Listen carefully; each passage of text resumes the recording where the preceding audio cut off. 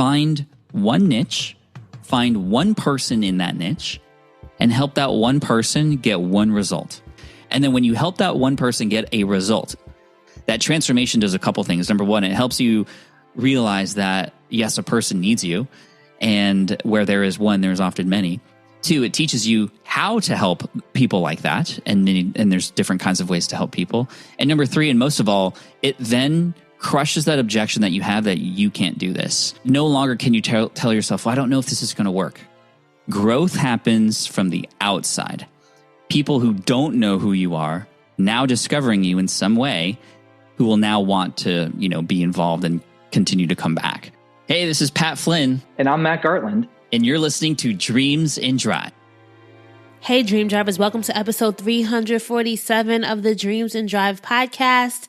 Today, we have some special guests. We are going to be speaking with Pat Flynn and Matt Gartland, and they are the brains behind the Smart Passive Income Empire. If you've heard of it, if you've been in the online blogging space, these two are OGs in the space, and I'm really excited to have them on the show. So Pat is the founder, creator, and head of growth at Smart Passive Income, and Matt is the partner, CEO, and head of innovation. We are going to be talking about growth and innovation. I think these are two important things. If you're a dream driver, there's going to become a time when you just feel stuck, when you want to be innovative in your business, and you just might not know where to start. These two are going to tell the story of how they were able to join forces, and help build the Smart Passive Income business. And I'm really excited to have them on the show to just really share these smart, insightful, and really helpful strategies that you can start enacting along your dream driving journey today, this week, this month, this quarter. There are some things that they both share that I think will be very helpful for even Dreams and Drive. So I'm super excited for you all to hear them as well. And also, I just love hearing the background story of both Pat Flynn and Matt. Pat especially has been somebody that I've admired in the space. So being able to have him on the show and just talk about his experience in podcasting in the online business world is a gem. And I'm excited to be able to be a vessel to share their stories with you guys. If this is your first time listening to the show, please make sure that you're following us across the board on Facebook, Twitter, Instagram, and TikTok. You can find us at Dreams and Drive on all of those platforms. And make sure you sign up for our weekly newsletter, The Key, so you can get weekly emails delivered right to your inbox. Just go to dreamsanddrive.com/join. That's dreamsanddrive.com/join. All right, so let's hear from Pat and Matt. Thank you, Raina. Excited to be here. Thrilled to be here. Thanks for having us. Wait, you guys have rhyming names, Pat and Matt. I like that. Pat, Matt, and Raina. So I love to start our interviews going back in time. I think it's really important for us to reflect on who we were as children. So I'll start with you, Pat. Let me know what was inspiring the young Pat? What was really lighting you up about the world? Oh, we're going way back. Yeah, way back. We got to start. It. That's where we got to start, right? Well, I was actually born in Connecticut, of all places. Okay, I live East in the Coast, West Coast now. Yeah. So I have some East Coast blood in me for sure. I do have memories of seasons, because we definitely don't have all the seasons here in the West Coast. But, what lit me up as a kid was I was very curious, and I was grateful because my parents let me be curious. I had, for example, a period of time where I took all my remote control cars and I just took them all apart. And I wanted to see how it was made and see how it worked. And then sometimes I'd put them back together and they would work. And sometimes I'd try to, take parts from one thing and put it into another thing and see if that improved it. And, oftentimes it didn't. But, I just liked to play and have fun and discover things. And I still think I have that sort of quality today, but in a more adult fashion, if you will, although still often will break things to try to figure out what works sometimes. And then, in addition to that, I always love serving others, going out of my way to help other people, and being a part of a person's day, and hopefully a good part of it is something I always try to do. So I think I got those qualities from my mom, especially, who goes above and beyond to try to serve other people, and she was always doing the hard jobs that other people didn't want to do, just so they didn't have to do them, right? And I feel like in a way where we're online and we're kind of experimenting and trying to see what works, we kind of do the dirty jobs too, and kind of make a lot of mistakes ahead of people so that they don't have to make them either. So that's kind of who I was when I was a kid. And, I was also, interestingly enough, very shy, like really shy. So I was always to myself. I was an only child, and I always kept to myself and didn't like to raise my hand in class. When I was like my turn to read in class, I would always get a lot of anxiety, that kind of thing. And it took until really college for me to break out of that shell and discover that there's so many amazing opportunities when I came out of my shell and got out of my comfort zone. It took a while to get out of that. We'll come back to that. But Matt, I want to know, who are you? Would you guys have been friends as kids? Or were you totally different personalities? It would have been interesting. We do share a lot of common interests and even I would say even like a common DNA. A fun fact is that we share the exact same birthday, like to the year, like literally the same day in the universe we were born. What about time? Pat beats me, I think. Yeah, Pat beats me on time, like time of day. Okay. But yeah, December the 6th, 1982, special day. So anywho, yeah. I also was a shy kid, but before getting into that, I'd say travel was kind of my kind of initial thing from early childhood. My dad flew for the military, so like aviation was always kind of in my blood. He got out of the service shortly after I was born, and got into then commercial aviation. So we would fly a lot as kids. I kind of always say that I almost grew up on an airplane sometimes. So. But that just exposed me to, the world, mostly domestic at first, and later in childhood, we did some international trips and, just the adventure and the exploration that comes along with that. And going into that, at least with us, like you just would go out to the airport and stand by, like you could do it very unscripted, right? You didn't have to really plan too much back then, I guess. It was just thrilling, right? To meet new people and to explore new places and cuisines. And, it was just riveting. And to, I think, have that exposure early on. I think kind of drifts into probably stuff we'll get into later, just around, digital entrepreneurship and entrepreneurship itself and being imaginative and creative and diversity of experiences and stuff like that. So that was a formidable part of my childhood. So this might be a stretch here, right? Maybe I'm trying to make a connection, but think about where you guys now are, like on the internet, right? Like you run an internet-based business. It's the perfect place to be curious and to travel in a way, right? Mm-hmm. Isn't Absolutely. That crazy? You think about that connection there, how this is what you guys are doing now in this place that you can do so much and really get to go back to a lot of those core childhood tenets that you guys both were really loved. Yeah, in a way we're exploring, but in a different medium now, right? Yeah. The internet is a vast and wide world that now enables us to connect with a lot of people, like what Matt said, but now instead of waiting on standby and then waiting for a flight and then having to, eat not so great airplane food, we're in our homes, in our offices, and able to connect and, have some fun meeting new people too. And our job at SPI is to serve people, right? So listening and being curious is a part of that as well. And that's a very important quality to anybody who's doing anything online, is to really be curious about what a person's going through, what their struggles are, what makes them happy, what are their goals, what are their dreams to go along with your podcast. I mean, those are also so important. And, the internet's enabled us to listen better. Not everybody chooses to listen, unfortunately. We love to sometimes use the internet as just a broadcasting platform. And I think, that's important too, but there needs to be a balance. And I'm sure we'll get into all that stuff. Yeah. And talking about dreams, Pat, I know that early on you had a whole different career. You were in school for architecture, right? Yeah, I went to school for architecture. Right? And you had this path. Talk to me about that. Like, what was the path that you think you were going to go on, and then what happened? Because everyone has one of those stories. Right. I mean, my path was set for me in childhood. It was go to school, get great grades, go to a great college. I did all that. I went to UC Berkeley, and I went in with a BA in architecture in mind, and I got that, and I got a great job in the Bay Area in San Francisco, and just everything was going perfectly. I was contributing to my 401k, getting ready for the rest of my life plan, right? And then all of a sudden 2008 rolls by, and I get punched in the mouth, and now my plan is, I think it was Mike Tyson who said, everybody has a plan until they get punched in the mouth or punched in the face or something. And I was punched, kicked, rolled over multiple times, and I got kicked out of the industry.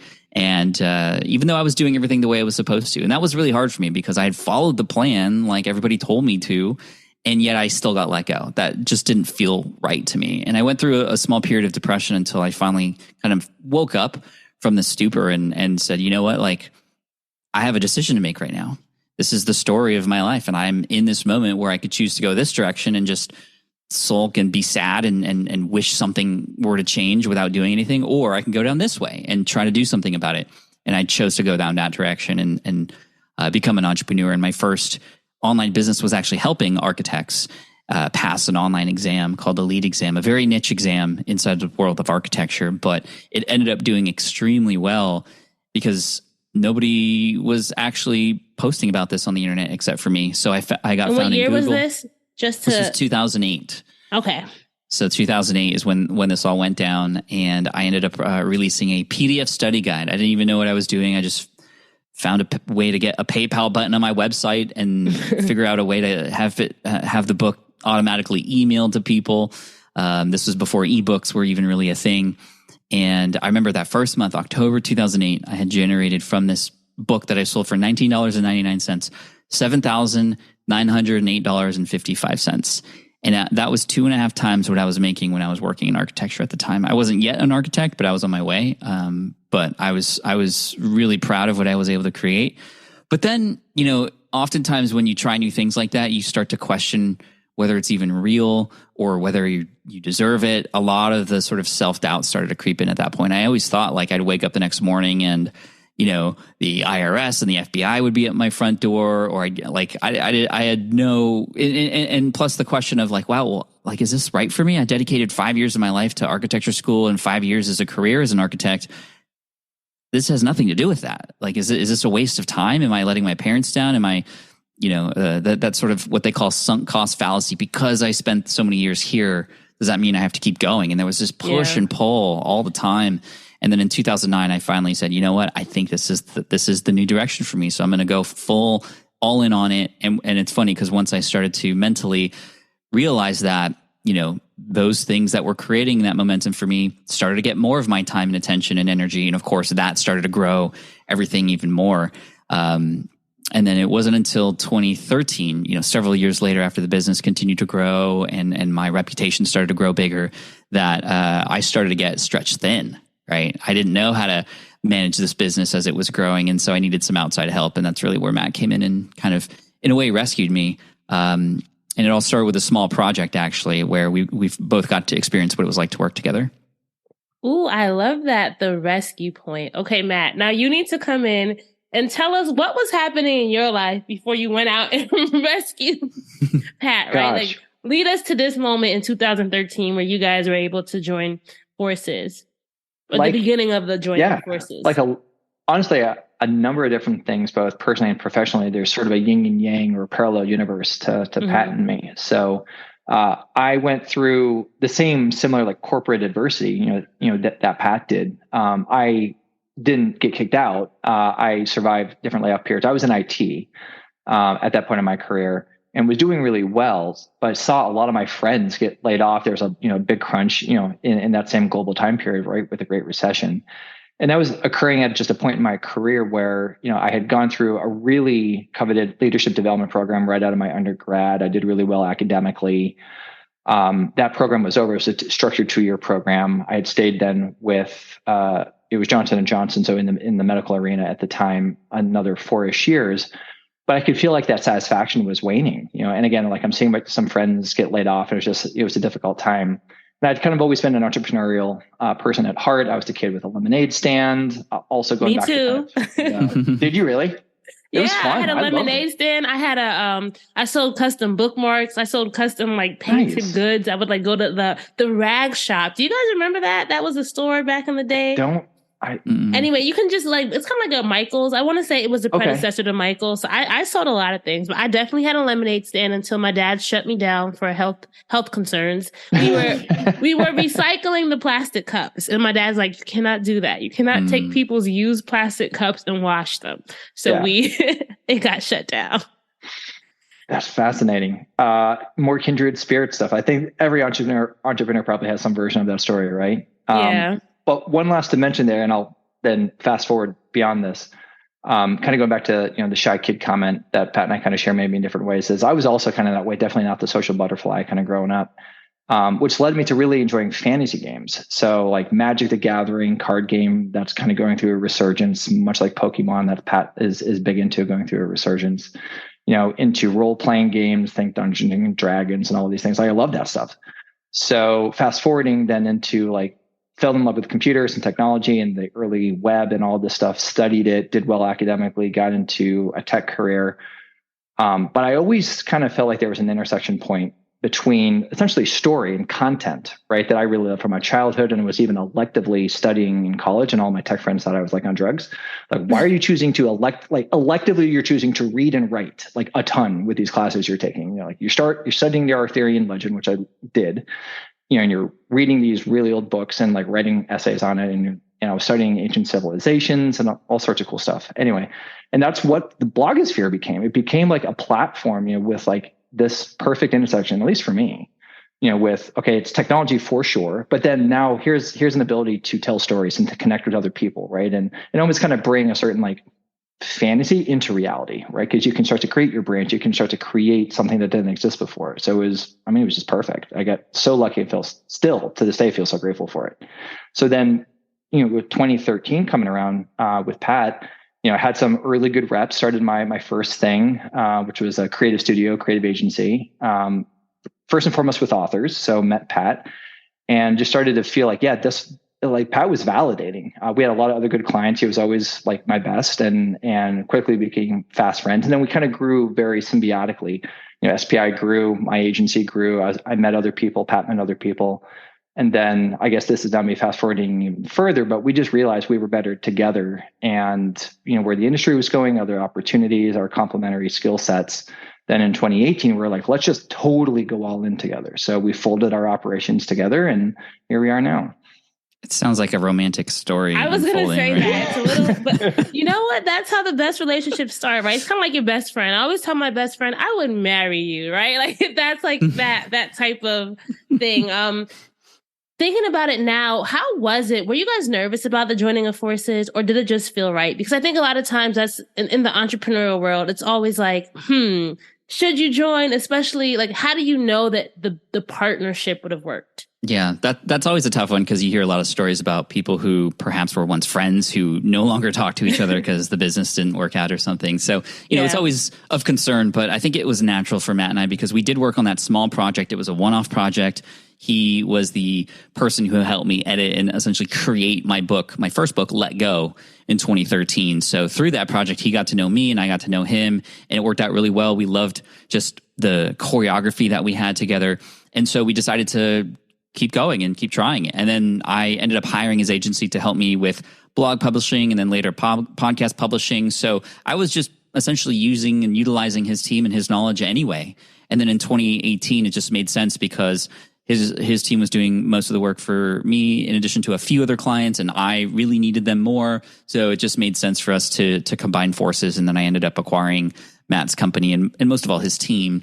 And then Matt has then recently come on as CEO of my company, in fact, because he has this incredible superpower to, organize things and project manage much better than I can. And that's the one thing I've realized about entrepreneurship, is that you have to know what you're good at and what you're not good at.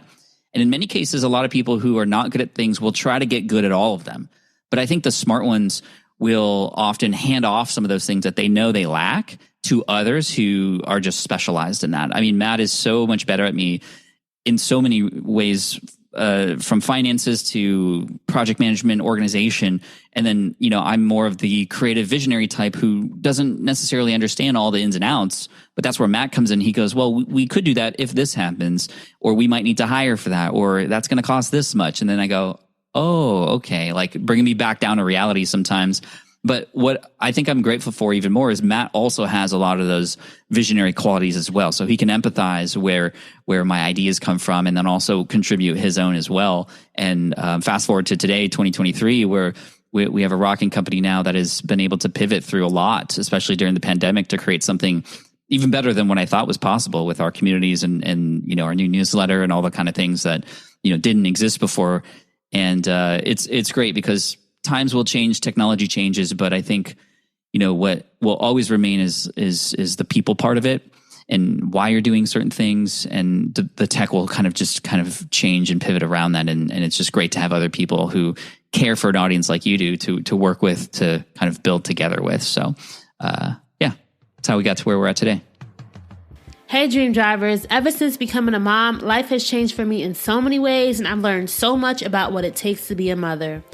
One of the things I realized early on in this dream driving journey was how important having the right tools, aka diapers, in my toolkit is. When it comes to changing those dirty diapers, for me, it's all about making the smartest choice. I need reliability and quality, and Pampers gives me that. You may save a couple cents on other brands, but will you save time and convenience? Who wants more leaky diapers, more laundry, because poop stains are not fun? And better yet, diaper rash? Not me. I don't worry about that with Pampers. There are other things you can save on, but honestly, your baby deserves the Pampers experience. I've sworn by Pampers with my son for the past 2 years. It's gentle on his skin, and I can trust that they can hold up throughout usage. As a busy dream driver already juggling so much, your diapers choice should be easy and worry-free. Make sure you download the Pampers Club app today to start earning free diapers.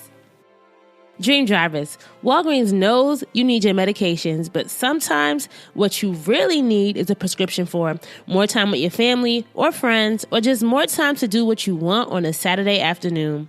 That's why Walgreens offers same-day RX delivery to where you are.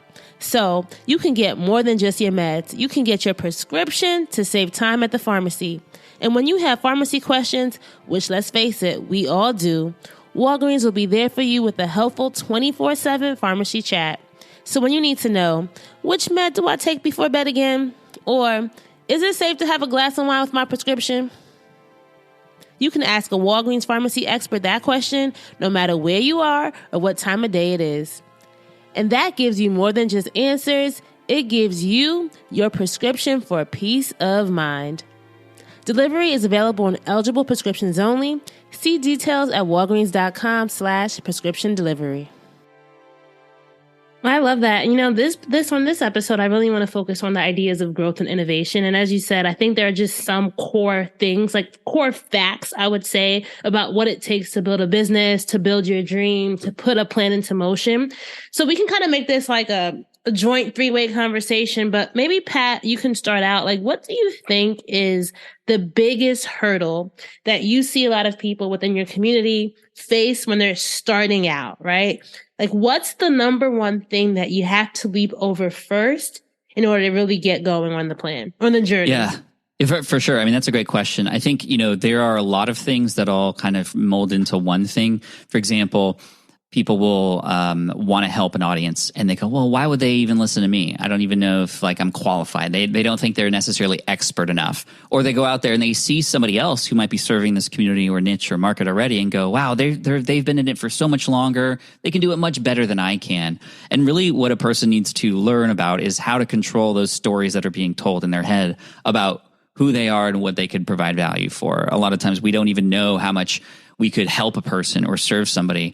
And this is why often when I'm helping people who are especially right at the beginning of wanting to achieve those dreams, it's like we have these huge, big dreams. And sometimes we feel like we need 1 million subscribers like this person, or we need a million downloads like this podcaster. But the truth is, to start, find one niche, find one person in that niche, and help that one person get one result. Let's just make it simple and do that. Because when you do that, it provides you exercises on how to find those people and talk to those people, which is a part of business, learning the language and trying to solve their problems. But find one person. That's it. Let's make it easy. And then when you help that one person get a result, and the truth is you don't even need a website to do this. You just need to find one person and help them get a result. That transformation does a couple things. Number one, it helps you realize that, yes, a person needs you. And where there is one, there's often many. 2, it teaches you how to help people like that. And there's different kinds of ways to help people. And number 3, and most of all, it then crushes that objection that you have that you can't do this, right? It no longer can you tell yourself, well, I don't know if this is going to work. No, you just proved it with one person. Now it almost then feels like your responsibility or obligation to now go find other people like them. And guess what? Now you have a testimonial of somebody who can speak very highly of the work that you can do and provide for them. And then it can mold into something like a more, maybe a creative agency that does that with other people, or a coaching program, or a software, or whatever it may be.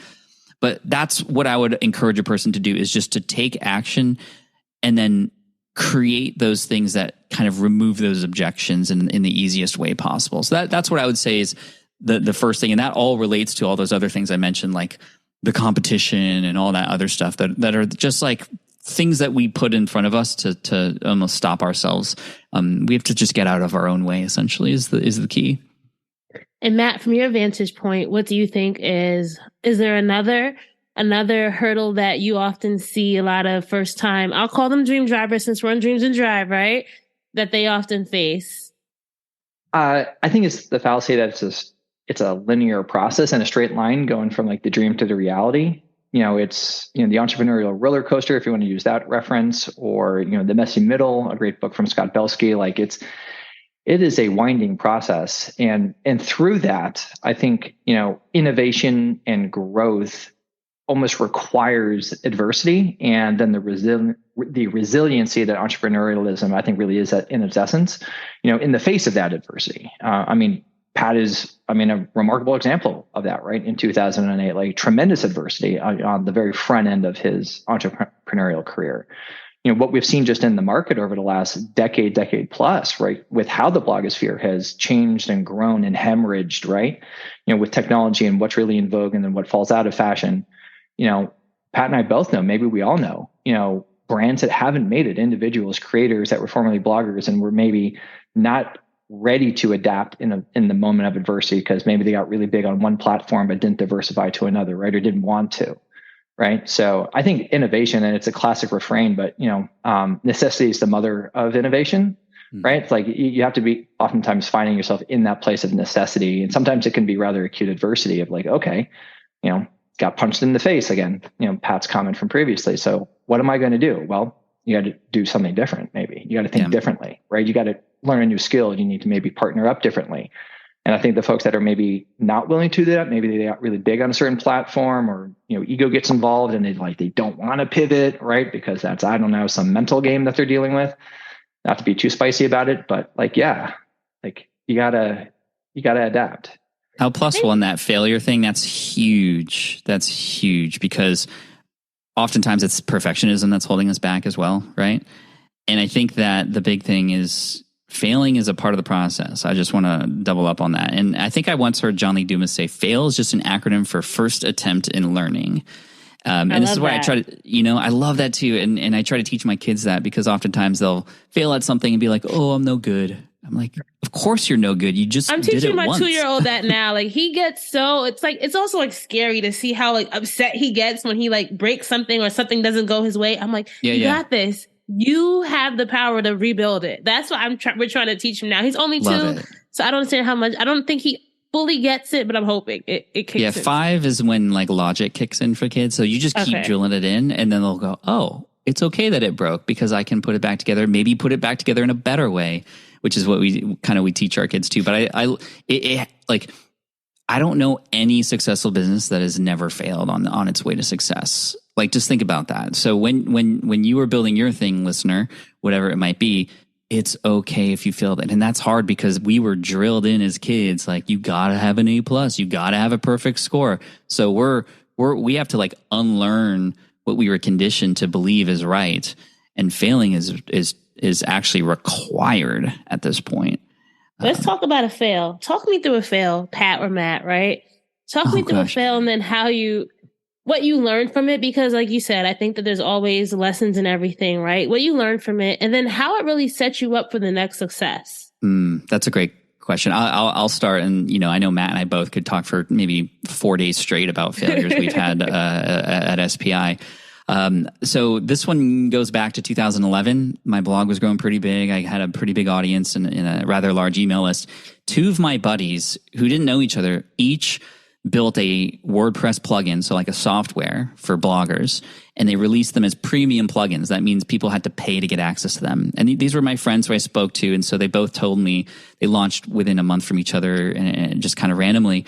But they both made over 6 figures in like a week after launching those things to their audiences, which were smaller than mine.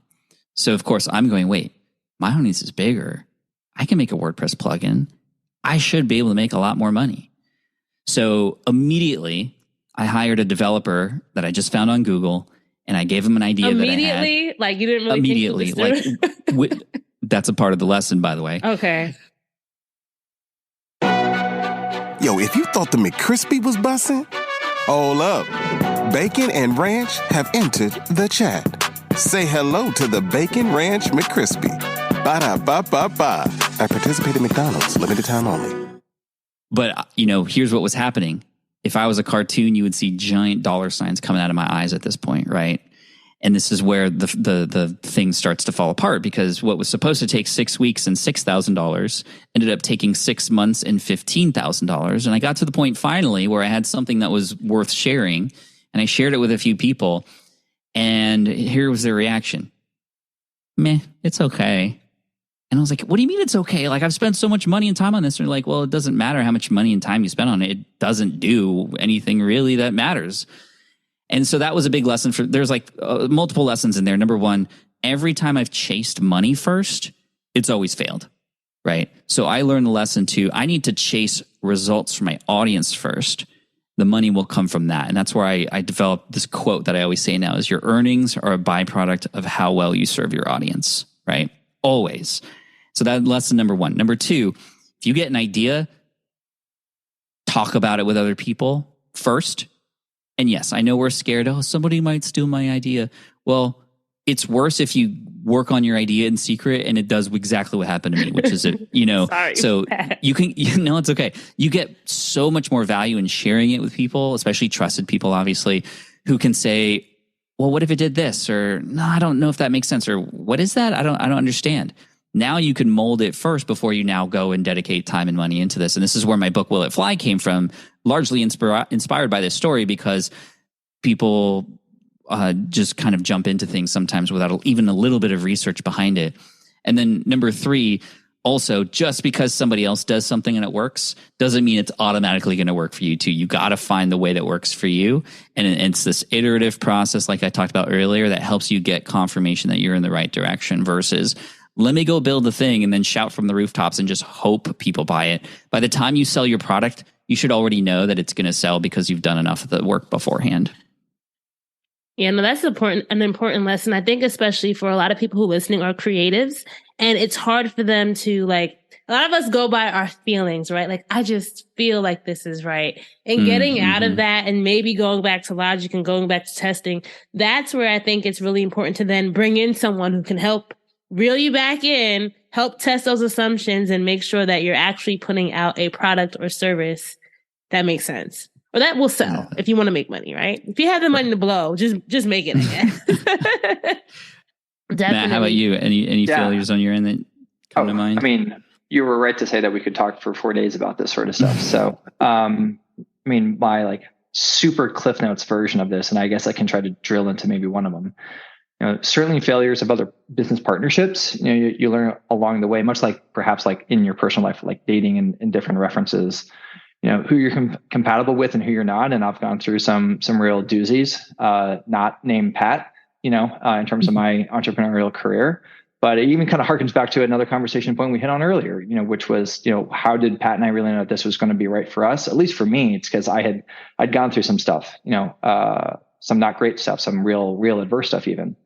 With one in particular. So it kind of helped even validate, that this was something special, that Pat and I had.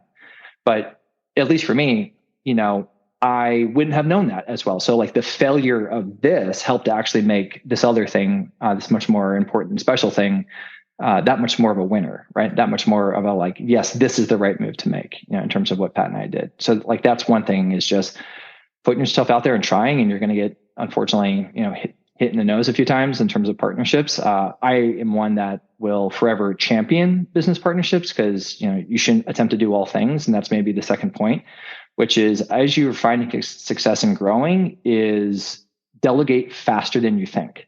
Whether that's delegating to freelancers or VAs, or delegating to a team, if you start to actually hire people onto your team, because you will become your own bottleneck and your own worst enemy in terms of innovation and growth. And I've experienced that with some of my past ventures. We at SPI, I think, have hit that bump in the past. And I think it's always going to be there. It's a lot of things are like life cycles. You kind of come around and you hit the same challenge, at least in concept, again and again. But when you learn, you can try to move faster, and velocity is such an important thing for entrepreneurs at any stage of their business growth. So the velocity to get through a problem, is a really important skill and aptitude, and just even like an awareness, to like know when something might be coming, and then get through it, navigate around it, make a decision or decide differently this time. Right. So delegating faster than you think is a failure I've made in the past, and, get better at it. So I have a question, because I know a lot of our listeners, you talked about bumps, right? And a lot of people tell me I've hit this bump where I'm just not growing, right? I've been doing this for a long time and I'm just not seeing the results. Let's say for podcasting, because we're all in the podcasting space, right? Downloads, right? I'm just plateauing. What do you often think are the reasons why people hit a plateau? And then how can you get out of that plateau? Because I know that's a lot of what you talk about on your podcast. You bring a lot of guests on who talk about growth tactics. But we'd love to know from the experts themselves, like the top 3 things that you could probably do to get yourself out of that plateau mode. Neutral, I should say, since we're in the car right now. Yeah. Okay, so growth often doesn't happen, or we stay stagnant because we just continue to do the same thing again and again and again and again. And over time, the audience that was with you is perhaps still with you, but you've landed on your core audience, and it's not necessarily going out and you're not extending beyond those people. This is why a lot of people, when they try to grow their podcast or YouTube channel and they share on social media and they're like, it's not working, I'm not growing. And it's like, yeah, you're sharing to people who already know you exist. Growth happens from the outside. People who don't know who you are now discovering you in some way, who will now want to, be involved and continue to come back. Right. And this is why on YouTube specifically, for example, it's like people who start their videos like, welcome back to the channel. It's like, those are for people who already know you exist. Anybody who's not there yet now thinks that they're not a part of this club and they're going to be out. Right. And the growth happens on YouTube when your videos get seen in front of people because the algorithm puts you there, and they get intrigued by that title and the thumbnail. On a podcast, obviously we don't have the algorithm or something like YouTube for discoverability. So the way to get discovered, and really the principle here, is get in front of audiences who don't know you yet, right? AKA Dreams and Drive. That's right. Here we are, like getting introduced. And this is the power of guest podcasting. Guest podcasting is a massively huge opportunity, similar to like when you and I started as bloggers. It's like guest blogging. But this is like guest blogging to the 10th power, because you get to hear people, and in some cases see them. You get to hear the storytelling, and a person listening might be in their car with us for quite a while, a lot more time to build this relationship together. And more than that, now I have we have your endorsement, right? You've spent this time to build trust with your audience, and here you are saying, hey, you got to check out Matt and Pat. That's huge. That's worth more than 100 social posts, right?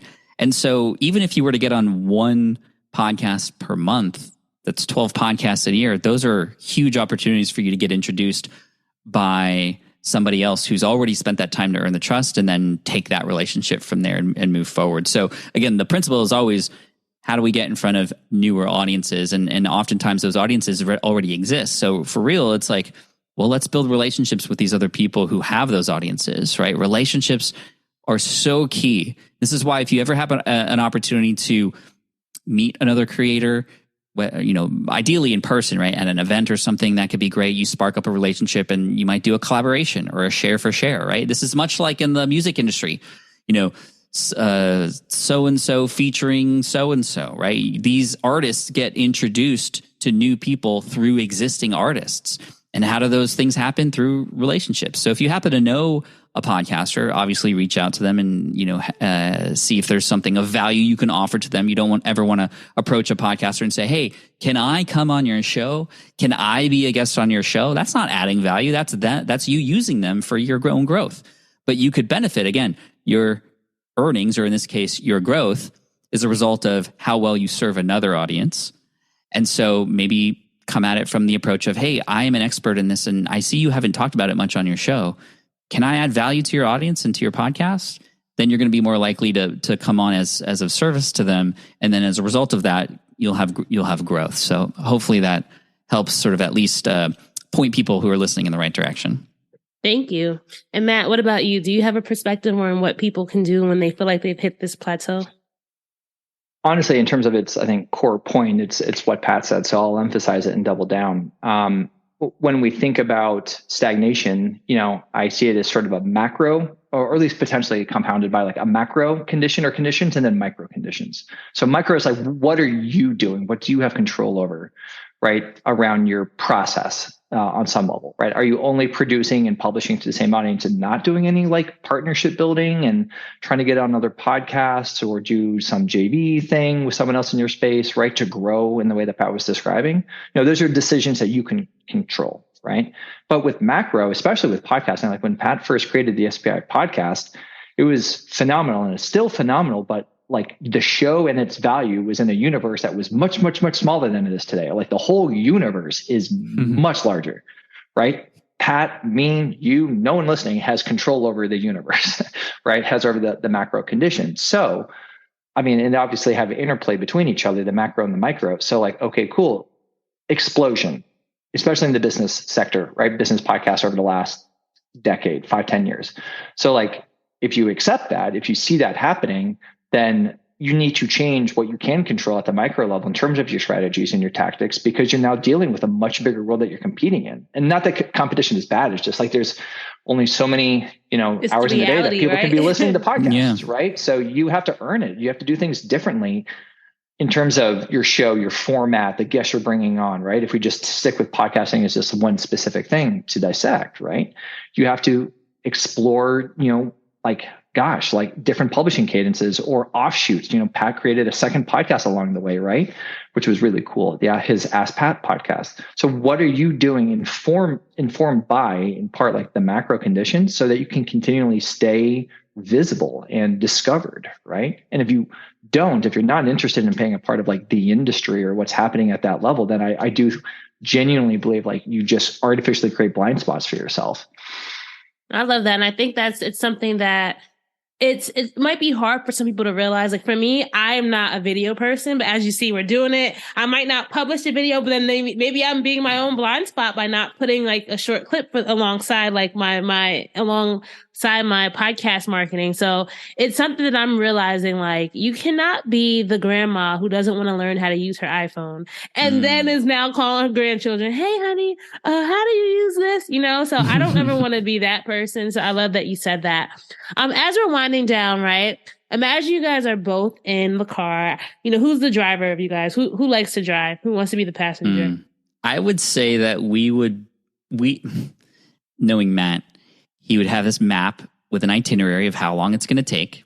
And it would have every hour broken down who's driving when after what stop. That's how Matt would okay, map so this out. He'll be the passenger and then you'll be the driver. I just want to know for the sake of this question. I have a question to ask you. Okay. Well, I was going to say it would flip flop back and forth, so it would be even. But let me say I'm driving first. Okay. All right, so Pat, you're driving. Matt, I'd say something similar where it's like, okay, this is a long distance trip and we're going to trade. So Pat can have the first leg, I'll have the second leg. Partnership. Yes, I love that. There will be a itinerary in advance that informs. Yeah, there's note cards and Excel spreadsheets already in the dashboard. So the question is, right, you guys are both driving on this, let's say 10-hour road trip. You're going somewhere.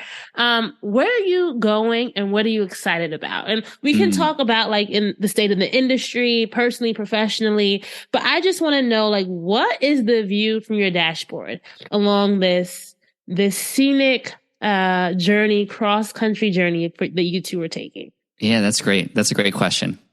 So I think that if to use the analogy of that as our business and where are we driving to right now, we are headed toward a direction of, community. It's been all about community recently for us. In 2017, we launched online courses, and they were some of the best performing online courses in the industry as far as completion rates and such.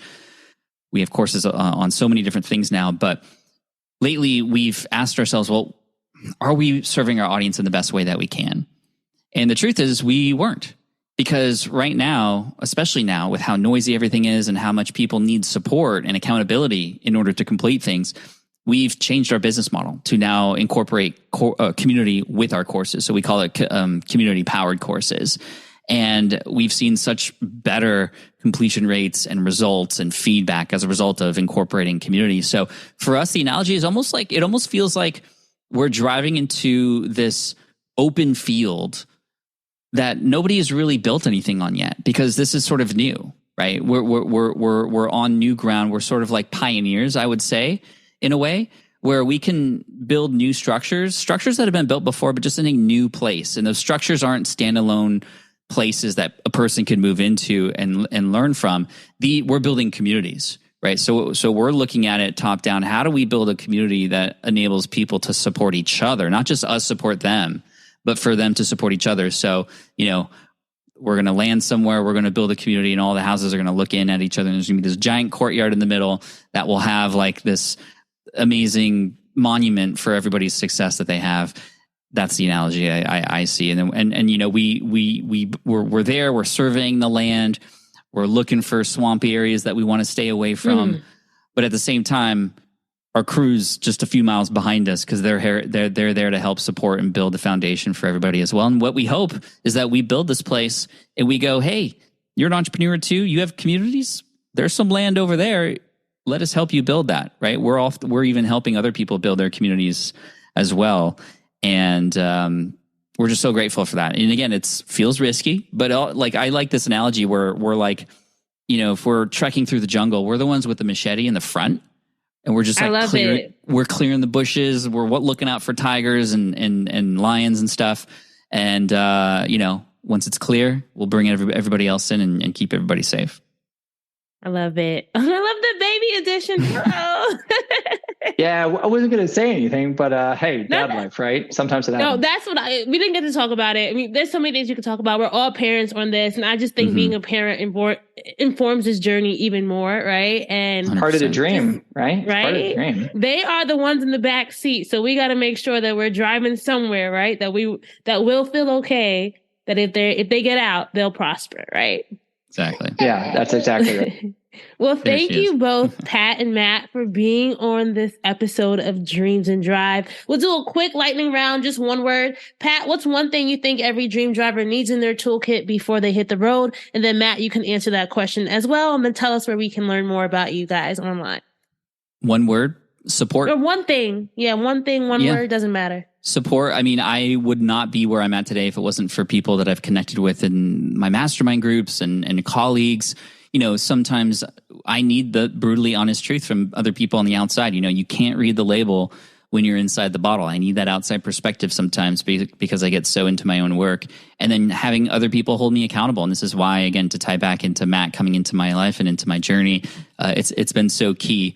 And if I was that person who I was when I first started blogging, which was, I'm going to do this all myself, I'm going to do all the bits, I'm going to wear all the hats, and I don't want to talk to anybody in real life, I definitely wouldn't have experienced the success that I've had today. So I've had to come out of my shell a little bit and get support from others. And I'll say humility, which not surprisingly at this point, like kind of intersects with Pat's sentiments. But I think when you lean into new opportunities to innovate, to genuinely listen, right, to the people that you want to serve, to new partnerships, to what the market is telling you, if you like to genuinely grow and hopefully thrive through even adverse moments, like you have to be even humble with yourself, right?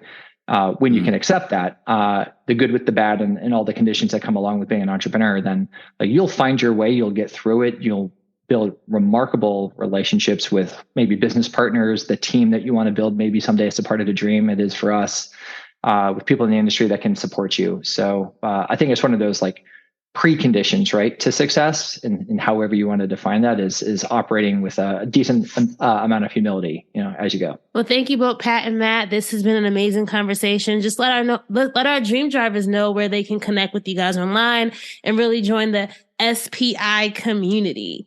Yeah, let's go. Thank you so much for having us, and thank you for listening all the way through the episode. I appreciate you for that.